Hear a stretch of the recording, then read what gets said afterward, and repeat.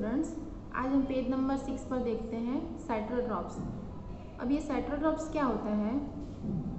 तो you might have seen packet of mushroom sold the vegetables market. मतलब कि हम जब वेजिटेबल मार्केट में जाते हैं तब वहाँ पे मशरूम के पैकेट्स मिलते हैं। तो ये मशरूम क्या है? तो आपने मानसून सीजन में देखा होगा कि वो छतरी टाइप की, वो जहाँ पे मतलब लकड़े सूख गए होते हैं या फिर बहुत गंदे कचरा होता है, वहाँ पर ये मशरूम्स मतलब कि निकल जाते हैं। मानसून सीजन में ही हमें ज़्यादातर देखने को मिलते हैं। बच्चे उसको छतरी भी बोलते हैं, ऐसे खेलते भी हैं उसके साथ। तो वो क्या एक तरह का साइट्रोट्रॉप्स है। किस तरह से साइट्रोट्रॉप्स कहते हैं उसको? You may have also seen fluffy umbrella like patches growing in moist soil on routing would during the rainy season. मतलब कि रेनी सीजन के अंदर, हमने आगे कहा वैसे ही, रेनी सीजन के अंदर जहाँ पे सूखे लकड़े होते हैं या फिर कटा हुआ लकड़ा होता है जो सूख गया होता है, उसके ऊपर ये जो अम्ब्रेला टाइप की जो मशरूम्स होते हैं वो निकलते हैं, ज़्यादातर देखने को मिलते हैं। आप जो यहाँ पे पिक्चर दिखाई दे रहा है आपको, वहाँ पे 1.7 में देखो कि छोटे छोटे मशरूम आपको दिखाई दे रहे हैं। Let us find out that what type of nutrition by the need to survive and from where the get them। मतलब कि ये किस तरह से न्यूट्रिशन लेते हैं। जैसे कि हमने चैप्टर के अंदर कि प्लांट्स होते हैं तो उसके ऊपर क्लोरोफिल होता है, जो वो फोटोसिंथेसिस के सिस्टम के हिसाब से वो अपना खाना खुद बनाते हैं। पर ये जो अम्ब्रेला होती है, मतलब कि मशरूम जो होता है वो तो वाइट कलर का होता है, तो फिर वो फोटोसिंथेसिस कैसे करता होगा, वो खाना कैसे लेता होगा, न्यूट्रिशन कैसे लेता होगा, वो हमें क्वेश्चन होते हैं। या फिर वो ज़मीन के अंदर भी नहीं है तो वो नीचे से मतलब कि उसके रूट में से न्यूट्रिशन ले सके। तो ये किस तरह से अपना खाना लेता है या फिर बनाता है, या किस तरह से वो अपना न्यूट्रिशन एब्जॉर्ब करता है, वो हमें क्वेश्चन होना चाहिए। यहाँ पर बूजो जो है वो कह रहा है कि Boojho want to know how this organism acquire nutrition. They do not have mouth like animals do. They are not like green plant and they lack of chlorophyll and cannot make food photosynthesis। कि जो mushroom है वो ना ही तो animals की तरह उसका मुंह है जो वो खाना खा सके, ना ही वो प्लांट्स की तरह फोटोसिंथेसिस करता है, और ना ही वो ग्रीन कलर का है। तो फिर वो कैसे न्यूट्रिशन लेता होगा?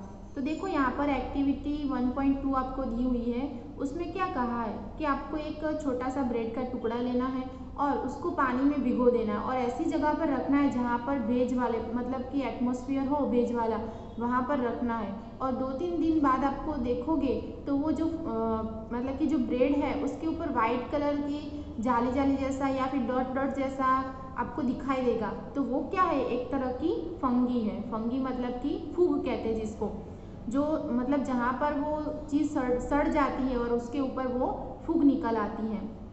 आपने देखा हो तो शायद ब्रेड के ऊपर तो आपने नहीं देखा होगा, पर आपको क्या करना है, एक आपको एग्जाम्पल देखना हो तो आपको क्या करना है, एक रोटी लेनी है और उस रोटी को पैक डब्बे, एयरटाइट डब्बा हो उसके अंदर भर देना है। और 2-3 दिन बाद आप देखोगे तो उस रोटी के ऊपर छोटे छोटे ग्रीन कलर के या कॉफ़ी कलर का छोटे छोटे डॉट्स या जाली जैसा दिखेगा। तो वो क्या है? एक तरह की फंगी है, जो जहाँ पर भी कुछ भी सड़ जाता है या फिर बिगड़ जाता है तो उसके ऊपर वो अपना मतलब कि वो आ जाते हैं वहाँ पर। They have different mode of nutrition. वो डिफरेंट तरह का न्यूट्रिशन लेते हैं। किस तरह से?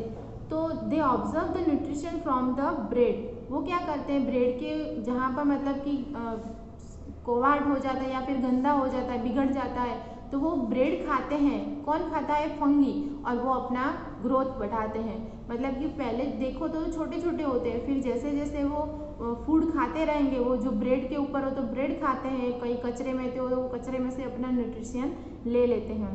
This mode of nutrition in which organism take in nutrition from the dead and decaying matter is called saprotrophic nutrition. जहाँ पर वो बिगड़ा हुआ, मरा हुआ जहाँ पर होता है उसके ऊपर ये निकल जाते हैं, उसको बोलते हैं फंगी। तो ये जहाँ पर डेड कोई भी हो, फूड हो या फिर रोटी ब्रेड, आप कुछ भी ले लो, तो उसके ऊपर ये जहाँ पर सड़ जाता है या फिर बिगड़ जाता है, तो वो जो डेड मतलब कि डेड होता है, कोई भी मरी हुई चीज़ होती है, उसके ऊपर भी ऐसी तरह से फंगी निकल जाती हैं। तो उसको क्या बोलते हैं? साइट्रोट्रॉपिक न्यूट्रिशन। वो जहाँ पर भी वो डेड है, मतलब कि लकड़ा है या फिर फूड रोटी है या फिर ब्रेड है तो उसके आजू बाजू से वो अपना फूड लेती है, उसको क्या बोलते हैं? Saprotrophic nutrition. Such organisation with saprotrophic mode nutrition are is called saprotrophs. उसको क्या बोलते हैं? जो ऐसी चीज़ होती है उसको क्या बोला जाता है? साइटोट्रॉप बोलते हैं, जो किसी और के ऊपर डिपेंड होती है, वो जो डेड होते हैं उसके अंदर से वो न्यूट्रिशन लेता है। Fungi also grow in pickles, leather, cloth and other articles that are left in hot and humid weather for long time. मतलब ये क्या कहना चाहते हैं कि जहाँ पर लेदर के कोई शूज़ हो या फिर क्लोथ हो, जहाँ पे पिकल मतलब कि अथाना होता है, हम जो अचार खाते हैं वो अचार के अब यूज़ नहीं करते या फिर बहुत दिनों तक पड़ा रहता है तो उसके ऊपर भी वाइट कलर का जो निकल आता है, बहुत सारे महीने के बाद अगर देखते हैं उसको हिलाते नहीं, उसमें से निकालते नहीं है तो फिर वो फंगी हो जाती है उसके ऊपर भी।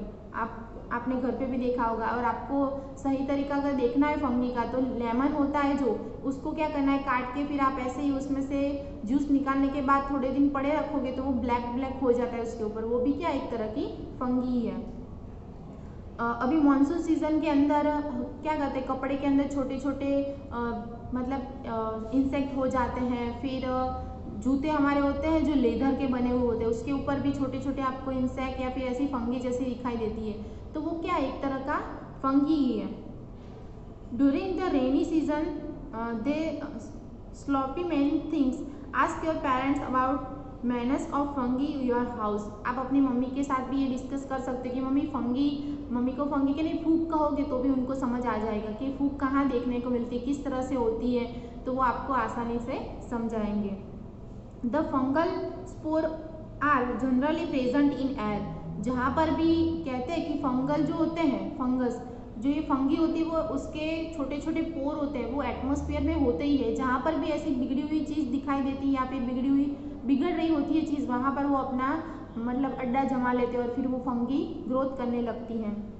When they land on wet and warm things, they germinate and grow now। वो फिर क्या करते हैं? आजू बाजू का वो जो खाना होता है, फूड होता है, रोटी होती तो रोटी का वो न्यूट्रिशन लेते हैं, ब्रेड होती तो ब्रेड के आजू बाजू से जो बिगड़ी हुई चीज़ होती है वो फिर वो ले लेते हैं खाने के लिए और फिर वो ग्रोथ होता है। यहाँ पे पहेली है, वो क्या कह रही है? पहेली is keen to know whether her beautiful shoes which she wore on special occasion were spoiled by fungi during the rainy season. She want to know how fungi spread suddenly during the rainy season। वो कहती है कि मेरे बहुत ही अच्छे leather के shoes थे, वो मैं कभी कभी ऑकेजनल मतलब कि फंक्शन होता है तो ही पहनती थी, तो वो मैंने कबर्ड में रख दिए थे, तो जब मैं रेनी सीजन में निकाल रही थी तो देखा उसके ऊपर क्या हो गया था? फंगी हो गई थी। तो ये रेनी सीजन के अंदर ही ज़्यादातर देखने को मिलती है। यहाँ पर पेज नंबर 7 पर आपको Boojho says once his grandfather told him that wheat field was spoiled by the fungus. He want to know if fungi causes disease also।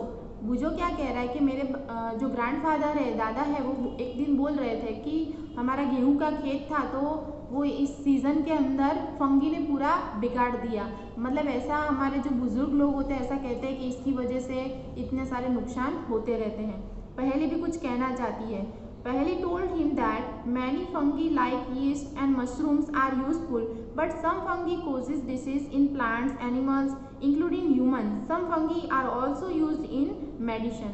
मतलब वो क्या कहती है कि हमने अभी तक देखा कि फंगी जो होती है वो जहाँ पर बिगड़ी हुई चीज़ होती है या फिर एक तरह का कहते हैं कि वो निकल आती है, तो वो कहती हैं कि फंगी सिर्फ खाने के लिए यूज़ होती है या फिर खाने के लिए नहीं यूज़ होती है। ऐसी भी बहुत तरह की फंगी होती है, जैसे कि ईस्ट और मशरूम जो हम खाते हैं और वो खाने में यूज़ होती है और हमारी बॉडी के लिए अच्छी भी होती है, पर उसको ईस्ट को फंगी कहा जाता है। पर उसके अलावा भी जो फंगी होती है, जैसे हमने देखा कि अचार पे, रोटी पे, ब्रेड पे जहाँ पे निकल आती है बिगड़ जाने के बाद, तो ये एक तरह की क्या है?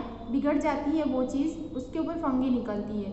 और दूसरी भी फंगी होती है जैसे कि हमारे प्लांट्स के ऊपर होती हैं, फिर एनिमल्स को हो जाते हैं, ह्यूमंस को भी होती है। फंगल जिसको कहते हैं फंगल इन्फेक्शन हो जाता है, ऐसे ही हम कहते रहते हैं। तो एक तरह की क्या होती है? फंगी होती है। और ऐसा कहा जाता है कि बहुत सारी फंगी ऐसी भी होती है जो ह्यूमन को या फिर एनिमल्स को मेडिसिन के अंदर यूज़ होती है, तो वो अलग अलग तरह की फंगी होती हैं। फिर कहा है now can you figure out how we can protect our things from getting spoiled.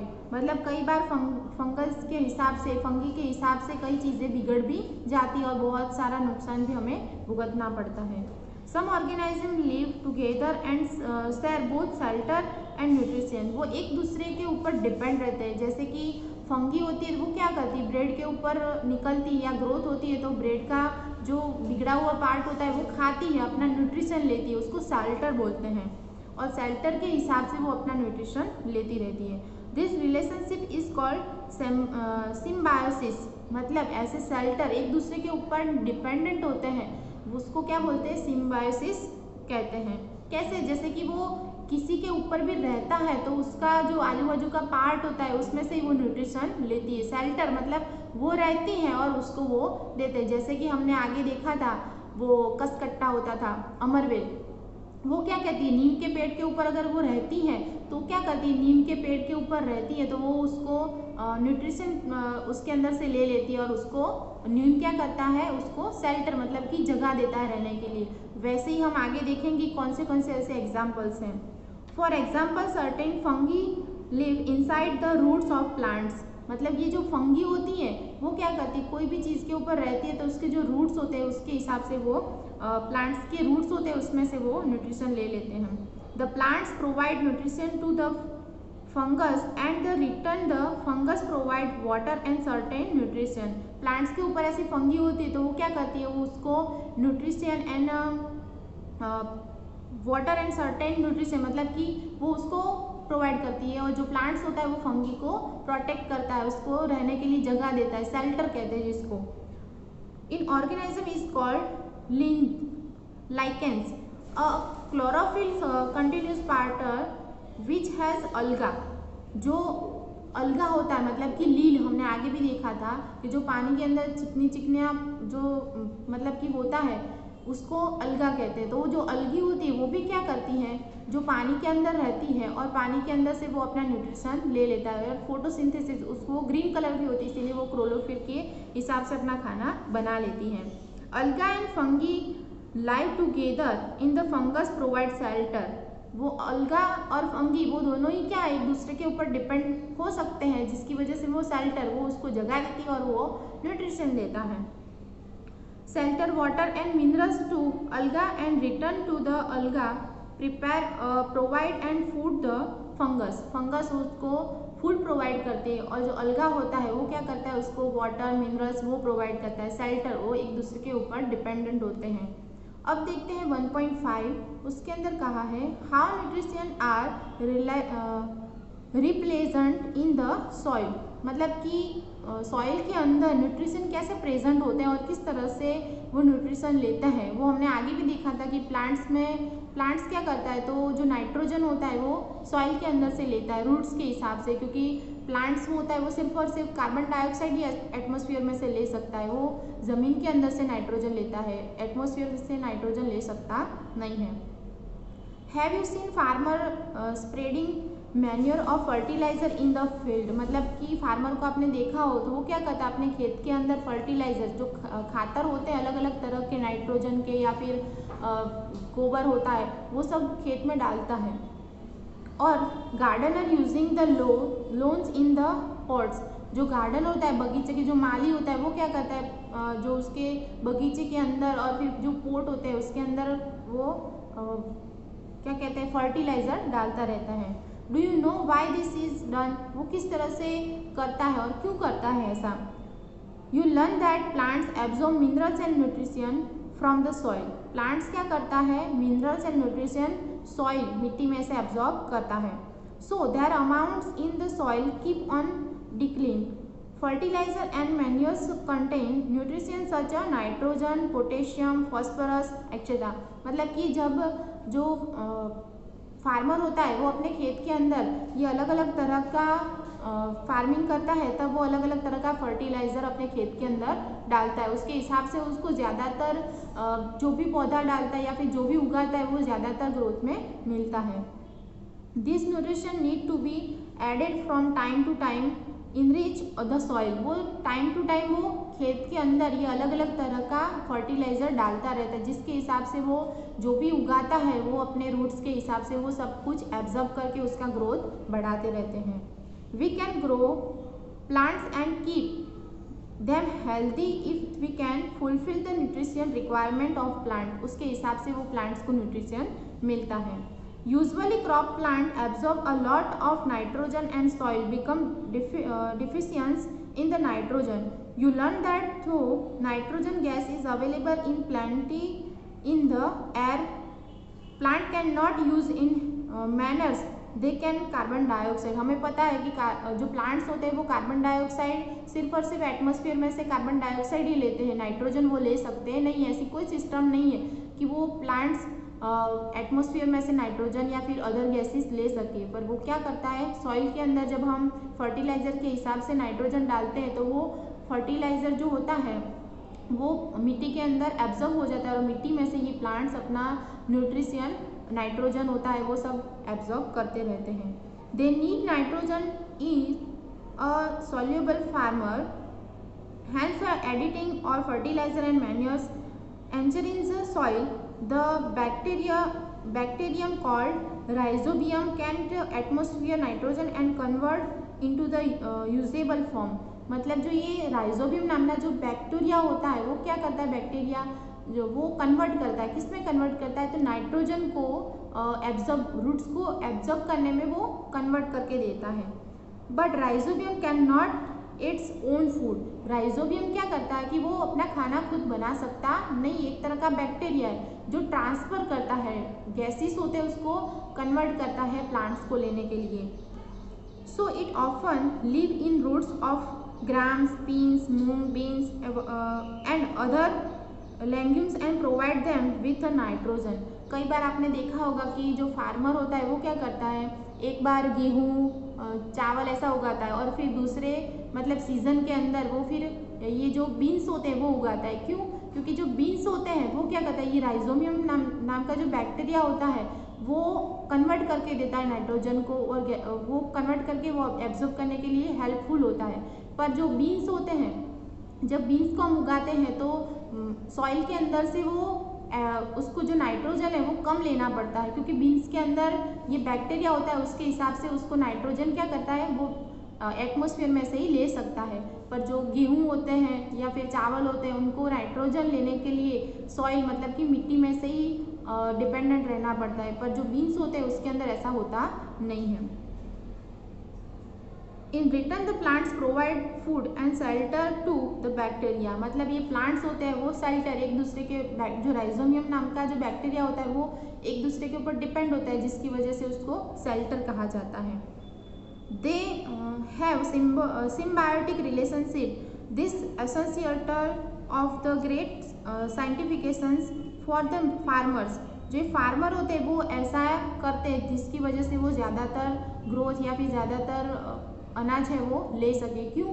क्योंकि एक दूसरे के मतलब कि अलग अलग तरह का करता है तो उसके हिसाब से उसको ज़्यादातर मिलता है।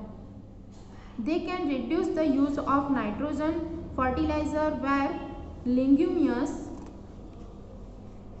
Plants are grown.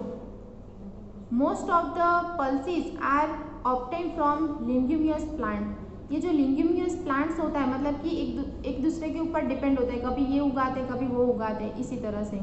In this chapter you learn that most of plants are autotrophs, only few plants parasite और साइट्रोट्रॉपिक्स। हमने इस चैप्टर के अंदर देखा कि बहुत सारे प्लांट्स होते हैं वो एट्रोट्रॉप्स होते हैं, मतलब खुद का खाना खुद बना के फिर खाते हैं। पर कई प्लांट्स ऐसे भी होते हैं जैसे हमने देखा था कि पैरासाइट जो कसकट्टा है या फिर पीचर प्लांट है जो इंसेक्ट को खाते हैं या फिर किसी और के ऊपर डिपेंडेंट होते हैं। साइट्रोट्रॉप जो मतलब मृतजीवी होता है, मतलब कि जो डेड होता है उसके अंदर से न्यूट्रिशन लेते हैं, पर ऐसे बहुत कम होते हैं।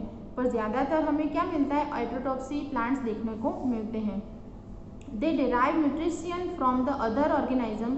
All animals are categories and heterotrophs since they depend on plants other animals for food. जैसे कि ह्यूमंस और एनिमल्स होते हैं वो प्लांट्स और दूसरे के ऊपर डिपेंडेंट रहते हैं, इंडिपेंडेंटली या इंडिपेंडेंटली, जो कहते हैं कि वो प्लांट्स के ऊपर ही डिपेंड होते हैं, पर प्लांट्स ऐसे बहुत सारे होते हैं जो अपना खाना खुद बनाते हैं।